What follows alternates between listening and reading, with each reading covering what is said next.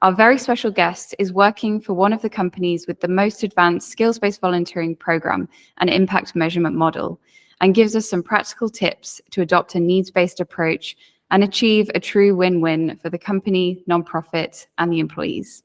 Let's make a social impact.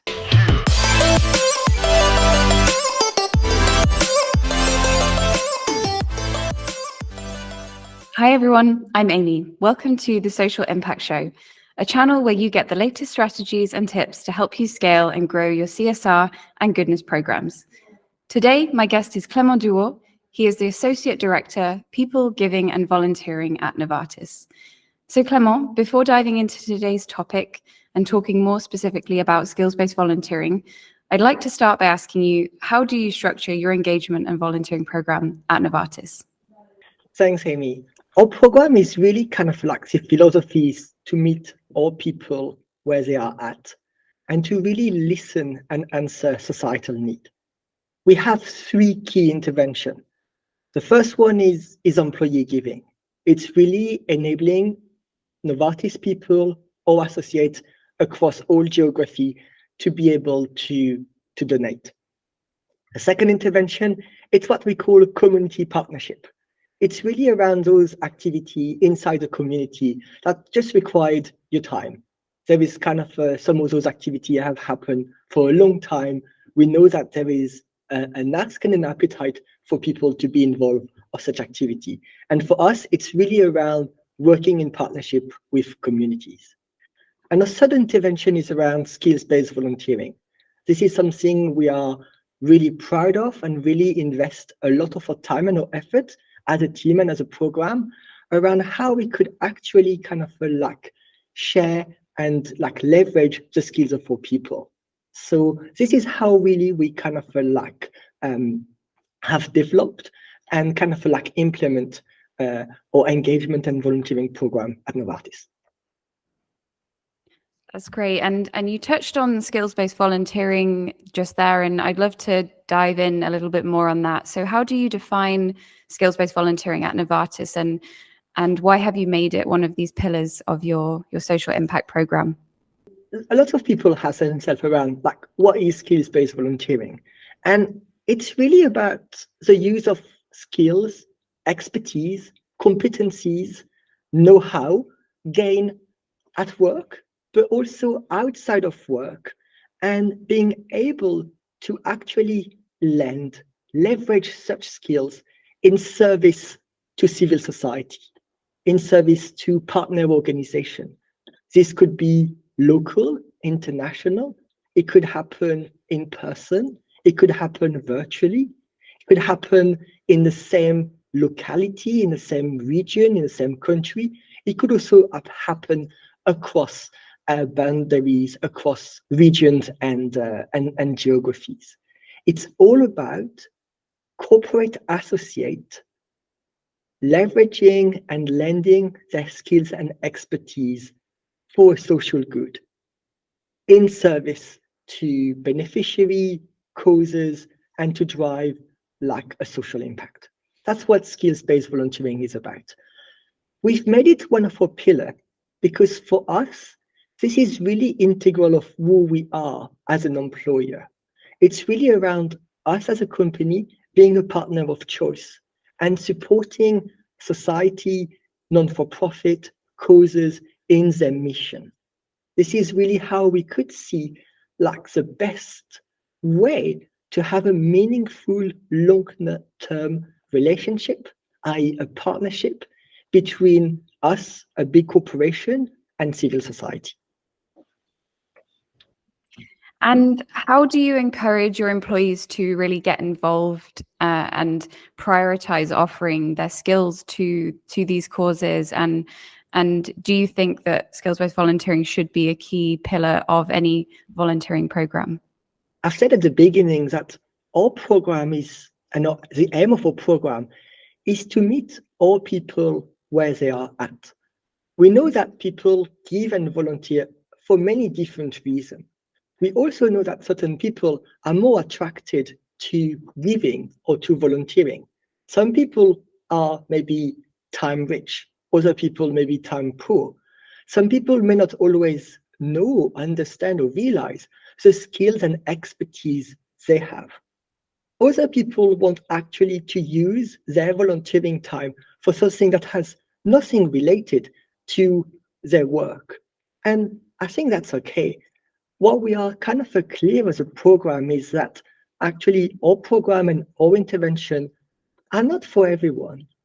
And actually, this is something good to understand and to accept. In the element around skills-based volunteering, there is a triple win. There is a triple win for, first, a win for the individual, for the volunteer.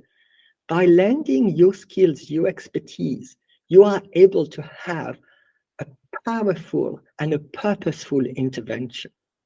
There is a win for the causes, the non-for-profit, for civil society, because actually all of that sector crave for certain skills, certain expertise that they may not always have readily access. And there is also a win for like corporation, organization, because actually by lending, sharing your people, the skills and expertise you have in your organization, you are stretching your people. So it's really a stretch opportunity. It's a kind of a developmental experience. So for us, skills-based volunteering is important because it's really able to answer and to have a meaningful opportunity for people to volunteer, for organization and civil society, and also for us as a corporation. And you touched a bit on how nonprofits can really benefit from these volunteers, and how do you kind of use your partner-driven and needs-based approach to shape your program and identify those skills that your team can really make an impact for them? I've mentioned around how skills-based volunteering is one of our pillars. We really see it as like a powerful tool, really to kind of activate and kind of like being part of a long-term partnership. Because as an organization, there is nothing more beautiful than actually lending your workforce, lending your talent to actually civil society. We work with partners in a true partnership. We work together. The first things we do is actually we listen to their need. Civil society, non-for-profit, causes, charity, whatever type of organization you are, may not always know, understand, or kind of be able to articulate it, what they want to ask, what are their needs to the kind of a professional sector, to the corporate sector. So our role as a team and as true partner is to listen to their need, to actually understand their challenge and their problem. And the moment you have a better understanding of the challenge and problem, to understand actually, are we able to help? Could we help? And what could that help or support look like from a project's perspective, from a skills perspective? So we have as part of our program, we have a kind of an important step around scoping, which is really a mutual conversation between partners and the giving and volunteering team at Novartis on understanding their need. We often focus on the non-for-profit challenge because this is something they know really well. They're really good at describing what are the challenges they face. They're not always able to fully articulate it. What does that mean from a skills-based volunteering perspective? And this is where we come in. We listen to their need, and actually with that, we understand, okay, what are the expertise that could be required? What are the type of volunteer? What will be the intervention looking like? Its duration, the type of effort required. Is that something that required specific knowledge, expertise? Do we need to be mindful of the context? Is it something that actually we need to find a local volunteer? Is that something that where actually the expertise may reside in another part of the world, and actually we could be geographical agnostic? We are not really constrained by programmatic need. This is where our approach is a bit unique. We haven't really kind of impose or constrain ourselves around we will do X amount of hours or we will do a sabbatical.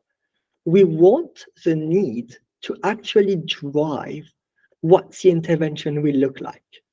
Maybe I could give you a couple of examples.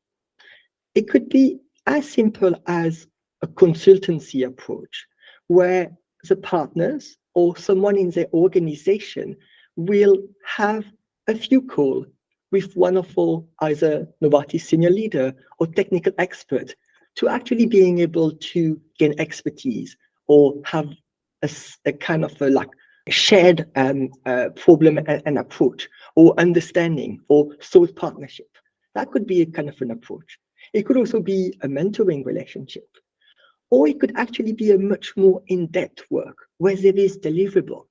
We have worked, by example, with non-for-profit around their communication strategy or around their kind of like yearly impact report. So we have been able to do a lot of work with non-for-profit where we not only look at how they work with their beneficiaries, but mostly what are their needs and challenges as an organization, and how could we support them, and how we could lend our skills, our expertise, our talent to support their day-to-day mission, their growth, and actually their life as an organization. Love to ask as well, Clement, do you have any sort of examples of any programs that you've run recently, volunteering examples that maybe you could share with us, very specific? It's always one really difficult to choose from because there are so many things happening and there is so many great stories that I would love to share. Maybe I could share like one example we have done with an umbrella organization. So it's a really small non-for-profit, which is based in North America and with a team of kind of like 3 people. And as part of their mission is they are really an umbrella organization, which means they have a network of lots of organizations working with them. And they were redefining their kind of like causes non-for-profit strategy. And not only they had done a great work around what will be their 5-year strategy, but now they were like, okay, how do we communicate that new strategy? And they come to us with such an ask. They had that new strategy. They were extremely excited. They had people in their small team that had expertise around communication, but they realized and they acknowledged that actually they needed technical support, skills-based volunteering support. So we were able to find and work with them and to do that scoping exercise and find them 2 volunteers. And so that organization is based in North America. One of the volunteers was based in India. The other volunteer was based in Latin America. So you could see now you have a virtual project based on skills. And what the 2 volunteers from Novartis were able to achieve, they were communication specialists. They were running like their local communication in country. And they were interested to leverage their skills and their expertise to support that non-for-profit. What was also good is for those volunteers, there was also something in it for them, because actually as part of their day-to-day role, they were doing comprehensive communication at a local level, a country, a cluster.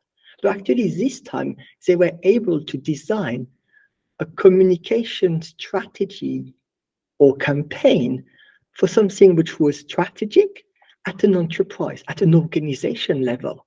Something, yes, they do sometimes, but which is not the bread and butter of their day-to-day work. So they had all of the expertise needed, the transferable skills, and they were also able for them to actually be part of an intervention of something which is positive, purposeful for them, because it was a great organization to support, but also something which is now a unique value add in their career, in their kind of in their professional profile, and something they will be able to kind of acknowledge as a deliverable, as a kind of as an achievement.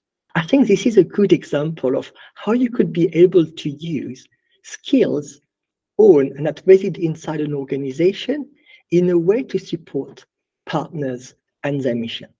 So how do you measure the impact of skills-based volunteering on your nonprofit partners? And this is a big topic that could probably do one show just on its own. But maybe before giving you the answer, I'm just going to describe briefly what do we mean by impact and how do we actually go towards measuring such impact for partners. So at Novartis, we really define impact as part of the IOOI model, which means first I for input, then output, outcome, and then the final I for impact. And then from this impact and all along this chain, you could do a financial valuation. So we really look at impact as part of that measurement chain around four lenses: the individual, the volunteer, like the partner organization, Novartis as an organization, the corporate, and then societal impact. And we really follow that IOOI chain. So from a partner perspective, what does that mean? On the input perspective, it will be around what effort the organization has put into the project, into the skills-based volunteering. And really, how do you kind of evaluate, measure such an effort and the financial value you could bring to it? On the output, I've talked earlier around project deliverable, and this is around what are the milestones, what has been achieved. We could also talk about the market value of the volunteering service they have received. In terms of outcomes, there is different way to measure and look at them. It could be the number of actually individual beneficiaries reach inside and outside the organization. It could also be an evaluation of the increase of capacity or capability of the staff or the people who have received the benefit of the skills-based intervention. It could be around element around the contribution to such a partner program mission, their vision, their goal. And all of those outcomes could actually be measured and go towards an impact on the partner operation, the increased organization trust or reputation, the development or the upskilling of their not only staff member, but also it could be some of their beneficiaries. So by looking at the different activity alongside the intervention, using the input, output, outcome, then you're able to get to an impact for the partner and being able to have a financial valuation to such impact. One element I would like to add is this journey is really done in partnership. If you want to start to look at the impact of the intervention on the partners, this is something that you will do hands in hands with such partner. And actually, they will be the one leading a lot of that path, because you have to be mindful of their resource, their priorities. This is also where, as kind of partners, we have to act as servant leader and really ensure that we are answering their need and making sure that such an intervention, such measurement and evaluation is done in a sensitive way. Do you think, I think you touched on this a little bit when talking about the impact within the organization. Do you think that companies today also need to see skills-based volunteering as an asset in terms of recruitment and retaining talent? And how would you work with HR teams to share that value? One of actually our aim as a team is really to kind of a professional space. At the moment, like all of the element around giving and volunteering is often put in the philanthropy space. And I think there is also an element for people across organization to understand that skills-based volunteering is a unique opportunity to allow kind of a like associate, employee, corporate professional across organization, across the globe, across geography, to actually bring their individual purpose in line with their company purpose. This is extremely powerful. So how do we work with our HR colleague? How do actually we kind of work with them in tandem? How do we kind of bring them into that story? The first thing, the first element is actually skills-based volunteering is able to achieve some of those objectives from our HR colleague. Like our HR colleague have kind of the like target KPI thing they're trying to achieve around engagement, around purposefulness, around connection to the employer mission, the employer brand. And actually, skills-based volunteering is a powerful intervention to achieve such KPI. Another element is, in today's world, purpose is a real thing. If you want to target talent, attracted people to your organization, this is more and more competitive. Now, organizations across geographies, across industries, actually are competing for the same pool of resource and talent. So having a skills-based volunteering program is really like a few years back, it was a differentiated, but actually more and more now it become a requirement as part of an employer brand strategy. So there is an element of communication, of sharing the message internally with the HR community around actually skills-based volunteering is a way for professionals to develop, to grow, to be more engaged and connected with your enterprise mission, but also to support non-for-profit, to actually achieve a societal aim. So this is where we're coming back to that triple win.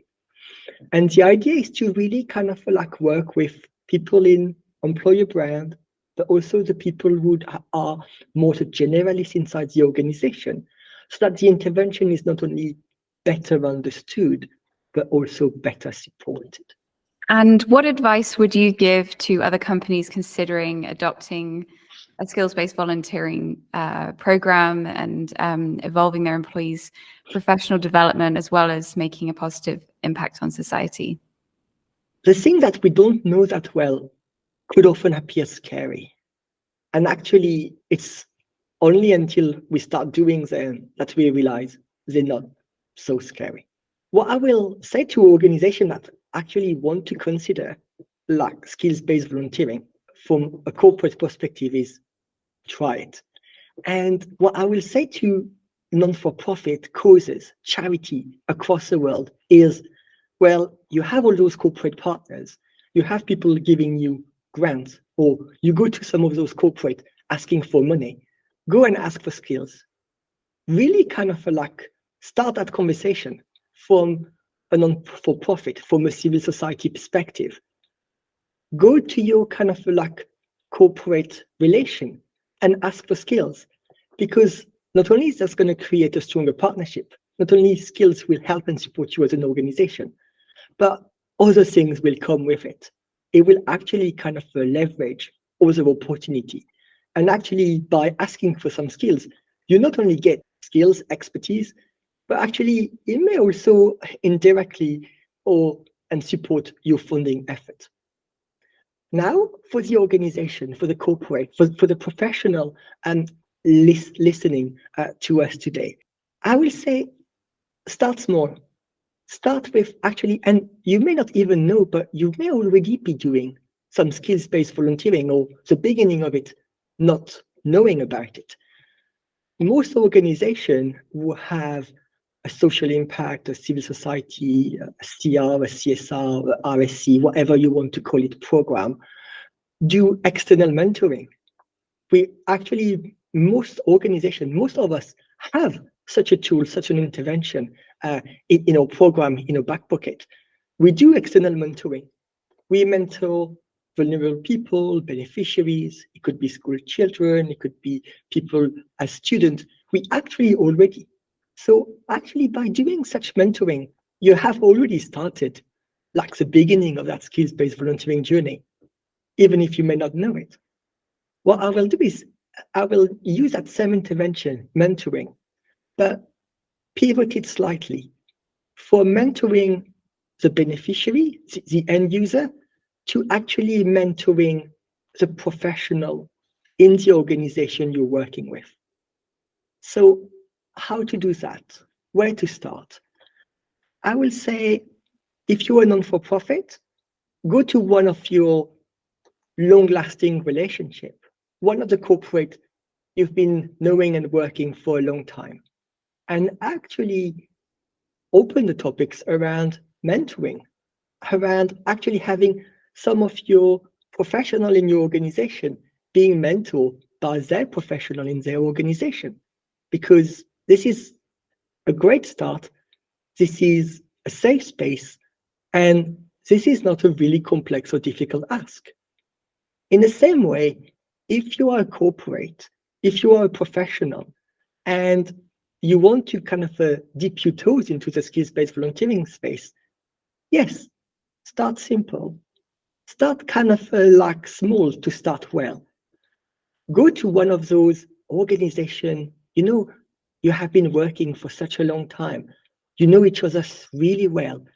This is a safe space. This is a space where actually you are able to kind of also demonstrate maybe vulnerability and to kind of open that conversation. Be mindful from both sides. It has to be needs driven and it has to be partner needs driven. So if you're the corporate, you're not there to impose. You are there to open the topic. If you are the non-for-profit, the cause, like the charitable organization, well, ask. You've got nothing to lose. In that mentoring, like from professionals to professional, you will quickly realize that both set of professionals have a lot in common.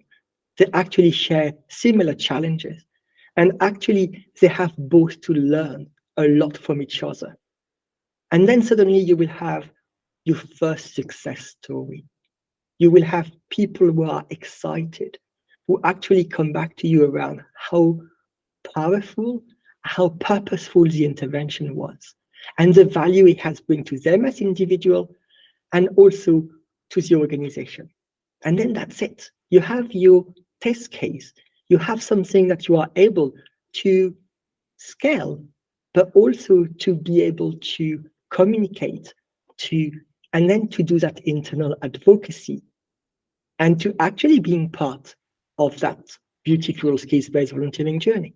I think it's so powerful to see the network effect of when an individual has had that hugely positive experience and they see the value on both their side, but also obviously on the nonprofit as well.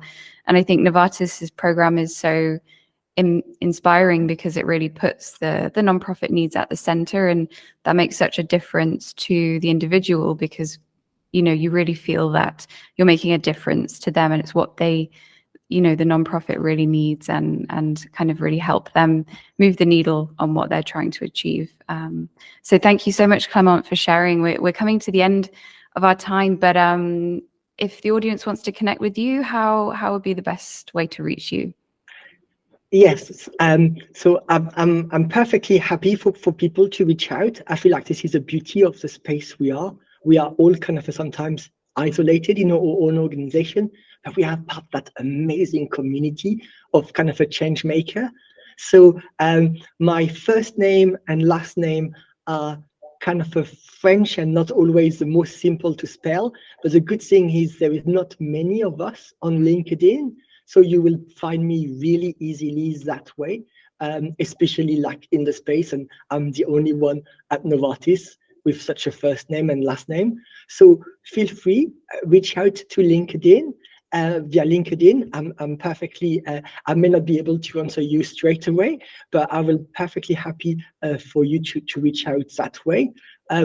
Also around like reaching out towards Novartis or everything around our program, we have on the Novartis.com way and channel for people who are interested. So this is where I will actually direct people from any kind of causes or civil society perspective. And maybe one of my final message to every professional out there from either side of, which is not a divide, but the same kind of book, is go for it. You know, like start it, experience, experiment. And by starting small and in a safe environment, you will quickly see the value and the return, and also go and do it, because it's an incredibly high energy and purposeful intervention will really make significant difference to individual, organization, partners, and civil society. That's such an inspiring message. Thank you so much, Clément, and thank you for joining us on the Social Impact Show. And hopefully we'll have you here again someday soon. Learn more about volunteering programs by watching this playlist and about measuring social impact here. Thanks for tuning in, and we'll catch you on the next episode.